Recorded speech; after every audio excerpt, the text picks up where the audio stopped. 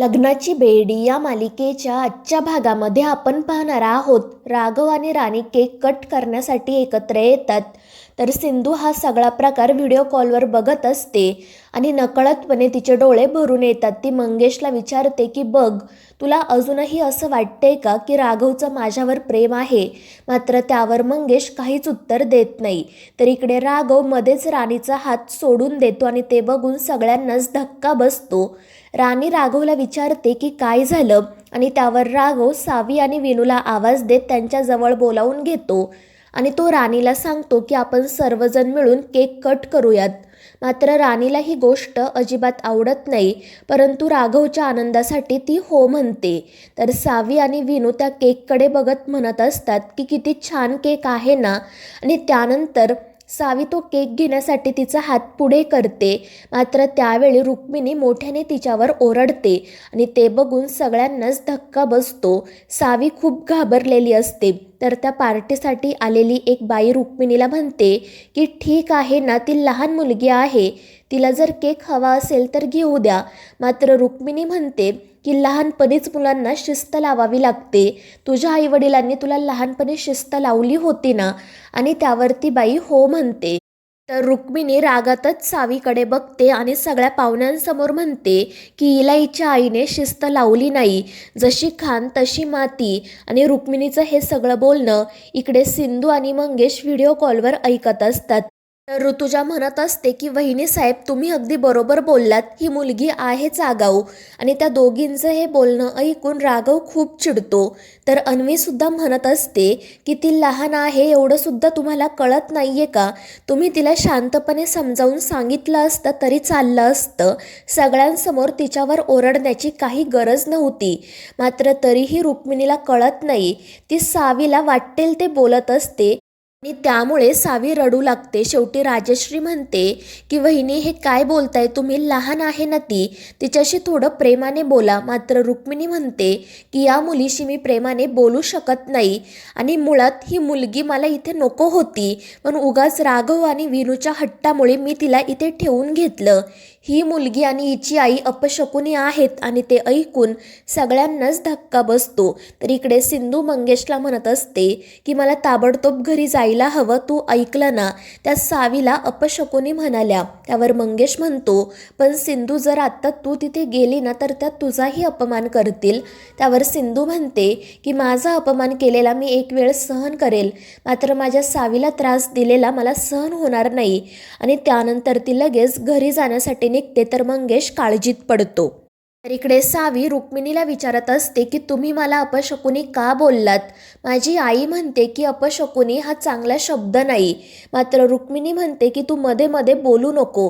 आणि त्यावर रत्नाकर म्हणतो की वहिनी, ती काही चुकीचं बोलत नाहीये, तू हा शब्द वापरायला नको होता.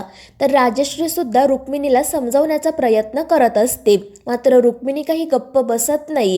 ती सगळ्या पाहुण्यांसमोर सावीचा अपमान करतच असते आणि त्यामुळे सावी रडू लागते. तर राघव पटकन तो केक कट करतो आणि त्याला एकट्यालाच केक कट करताना बघून राणीला वाईट वाटते. आणि त्यानंतर राघव पटकन केक कट करतो आणि सावीला भरवण्यासाठी जातो. मात्र सावी खूप नाराज झालेली असते. ती रडतच राघवकडे बघत असते. तर राघव तिला म्हणतो की प्लीज सावी, माझ्यासाठी हा केक खा. आणि मग नाईलाजाने सावी तो केक खाते. त्यानंतर राघव विनूला सुद्धा केक भरवतो आणि केक कसा आहे ते विचारतो. मात्र ते दोघेही काहीच उत्तर देत नाही. त्यामुळे त्या दोघांना हसवण्यासाठी राघव म्हणतो की अरे बापरे, कोणीतरी खूपच रागवलं आहे वाटतं. पण आता सावीला विचारण्यापेक्षा आपण तिच्या पोटालाच विचारू, त्याला केक कसा वाटला. आणि मग तो सावीच्या पोटाला कान लावून म्हणतो की पोटा, तुला केक आवडला का? आणि त्यानंतर तोच आवाज बदलत म्हणतो की हो, मला केक खूप आवडला. आणि ते बघून सावी आणि विनूसुद्धा हसू लागतात. त्यामुळे राघवही खुश होतो आणि मग त्यानंतर तो पुन्हा त्या दोघांना केक भरवतो. त्यामुळे रत्नाकर आणि अन्वीलाही खूप आनंद होतो. राणीला मात्र खूप वाईट वाटत असते आणि हे राघवच्या लक्षात आल्यावर तो तिची माफी मागतो. मात्र रुक्मिणी मध्येच म्हणते की आधी वाटेल तसं वागायचं आणि मग तोंड देखलं सॉरी म्हणायचं. तर ऋतुजा सुद्धा म्हणते की अगदी बरोबर बोललात वहिनी साहेब, आणि हे सगळं काही ना या मुलीमुळे होत आहे. त्यामुळे राघव मोठ्याने त्या दोघींवर ओरडतो. त्यामुळे त्या दोघीही गप्प बसतात. तर राघव राणीला म्हणत असतो, बघितलं ना, याच कारणामुळे मी तुला सांगत होतो की यांना आपण पार्टीत बोलवायला नको. आणि ते ऐकून राणीसुद्धा खाली मान घालते. त्यानंतर राघव आणि राणी पुन्हा एकदा एकत्र केक कट करतात, एकमेकांना केक भरवतात. त्यामुळे सगळ्यांनाच आनंद होतो. त्यानंतर राणी सावी आणि विनूलाही केक भरवते. त्यामुळे राघव तिचे आभार मानतो. तर राणी म्हणते की राघव जसा माझ्यासाठी विनू आहे तशीच सावीसुद्धा. आणि राणीचं ते बोलणं ऐकून राघव खूप खुश होतो आणि तो तिला विचारतो की बोल, तुला काय गिफ्ट हवं आहे माझ्याकडून. मात्र राणी म्हणते की काहीच नको, कारण आजपर्यंत तू माझ्यासाठी जे काही केलं आहे ना ते खरंच खूप मोठं आहे. आणि त्याच वेळी अन्वी म्हणते की ही पार्टी किती बोरिंग आहे. आता सिम्मा इथे हवी होती, कारण तिच्यासारखी पार्टी कोणीच अरेंज करू शकत नाही. तुम्हाला आठवतंय ना, माझ्या बड्डेची पार्टी तिने किती छान अरेंज केली होती. आणि त्यावेळी सगळ्यांनाच तो क्षण आठवतो, मात्र कोणीही काही बोलत नाही. तर अन्वी मुद्दाम म्हणत असते की सिम्मा खरंच बेस्ट आहे. आणि ते ऐकून राणी खाली मान घालते. तर रुक्मिणी रागातच अन्वीकडे बघत असते. मात्र अन्वी काही गप्प बसत नाही. ती म्हणते की जे खरं आहे तेच मी बोलते. आणि मग त्यानंतर ती राघवला डान्स करण्याचा आग्रह करते. मात्र राघव तिला नकार देत असतो. परंतु त्यानंतर तो मनाशी म्हणतो की माझी कितीही इच्छा नसली तरी मला मधूसाठी हा डान्स करावा लागणार आहे. तिने माझ्याकडे कोणतं गिफ्टही मागितलं नाही. आणि मग त्यानंतर तो नाईलाजाने मधूजवळ जातो आणि तिलासुद्धा डान्स करण्यासाठी इन्व्हाइट करतो. त्यामुळे ती खूप खुश होते. त्याचवेळी ऋतुराज राघवकडे गुलाबाचं फूल देतो आणि ते फूल मधूला देण्यासाठी राघव गुडघ्यांवर बसतो. त्यामुळे सर्वजण त्या दोघांसाठी टाळ्या वाजवतात. मात्र त्याच वेळी सिंधू त्या ठिकाणी येते आणि मोठ्याने सावी असं ओरडते.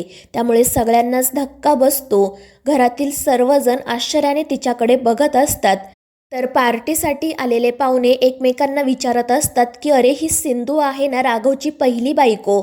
आणि त्यावर रत्नाकर म्हणतो हो.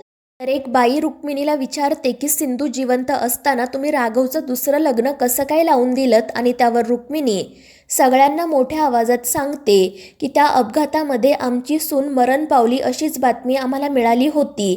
आणि या मुलीने सुद्धा ती जिवंत आहे ही गोष्ट आम्हाला कळवली नाही. त्यामुळे आम्हाला राघवचं दुसरं लग्न लावून द्यावं लागलं. आणि ते ऐकून राणी खाली मान घालते. तर राघव सिंधूसोबत बोलण्यासाठी निघतो. मात्र रुक्मिणी त्याला थांबवत म्हणते की आज तुझं आणि राणीचं रिसेप्शन आहे, त्यामुळे तू राणीसोबत थांब. त्या मुलीसोबत काय बोलायचं ते मी आणि ऋतुजा बघतो. आणि त्यानंतर त्या दोघी जणी सिंधूजवळ जातात आणि तिला विचारतात की तुला इथे येण्याची काय गरज होती. मगाशी तर मोठ्या तोऱ्यात सांगून गेली होती ना की रिसेप्शन संपल्यानंतरच मी परत येईल. आणि त्यावर सिंधू म्हणते पण तुम्ही माझ्या मुलीबद्दल जे काही बोललात ना ते ऐकलंय मी. आणि ते ऐकून ऋतुजा खूपच घाबरते. तर सिंधू रुक्मिणीला विचारते की माझ्या मुलीला अपशकुनी बोलायची हिंमत कशी झाली तुमची. तुम्ही तिला असं कसं बोलू शकता, ती लहान आहे एवढं सुद्धा तुम्हाला कळत नाही का. मात्र रुक्मिणी म्हणते की हो बोलले मी तिला अपशकुनी, काय झालं. आणि तिचं ते असं बोलणं ऐकून सिंधू खूप चिडते. त्याच वेळी राजश्री तिथे येते. ती त्यांचा हा वाद थांबवण्याचा प्रयत्न करत असते. मात्र ऋतुजा म्हणते की राजश्री वहिनी, आम्ही तर काहीच बोललो नाही, ही सिंधू उगाच आमच्याशी वाद घालत आहे. आणि त्यानंतर सिंधू राजश्रीला सुद्धा विचारते की तुमच्या मुलाने आणि सुनेने हट्ट करून सावीला इथे थांबवून घेतलं होतं ना, मग जेव्हा या तिचा अपमान करत होत्या तेव्हा तुम्ही काहीच कानाही बोललात, गप्प का बसलात. आणि त्याच वेळी राघव तिथे येत म्हणतो की डॉक्टर सिंधू, तुम्हाला जी काही माहिती मिळाली आहे ना ती अर्धवट आहे. सावीचा अपमान करणाऱ्या लोकांना मी माझ्या पद्धतीने चांगलंच सुनावलं आहे. विश्वास नसेल तर तुम्ही सावीला विचारा. त्याच वेळी सावी तिथे येते. ती सिंधूला बघून खूप खुश होते आणि तिला मिठी मारते. तर सिंधू तिला विचारते की बाळा तू ठीक आहे ना. त्यावर सावी सांगते हो आई, पण विनूची मोठी आजी माझ्यावर ओरडली. मात्र पोलीस काकांनी तिला चांगलंच सुनावलं आणि माझी बाजू घेतली. आणि ते ऐकून सिंधू राघवकडे बघतच राहते. तर विनू म्हणत असतो की डॉक्टर काकू, तुम्ही अजिबात काळजी करू नका. सावीचा मोठा भाऊ तिच्यासोबत असताना तिला काही त्रास होणार नाही. आणि विनूचं ते बोलणं ऐकून सिंधूला खूप आनंद होतो. आणि मग त्यानंतर विनू आणि सावी सिंधूला पार्टीमध्येच थांबण्याचा आग्रह करतात आणि सावीसाठी सिंधूसुद्धा होकार देते. तर मित्रांनो, या मालिकेच्या पुढील भागांमध्ये आपण पाहणार आहोत, पार्टीमध्ये राणी ड्रिंक करते आणि त्याच नशेत ती सगळ्यांना म्हणते की सिंधू राघवची बायको होती पण एक्स बायको. आता राघवने माझ्यासोबत लग्न केलं आहे आणि जर आमच्या दोघांच्यामध्ये कोणी आलं तर मी त्याला ढकलून देईल. आणि राणीचं ते विचित्र वागणं आणि बोलणं बघून सगळ्यांनाच धक्का बसतो.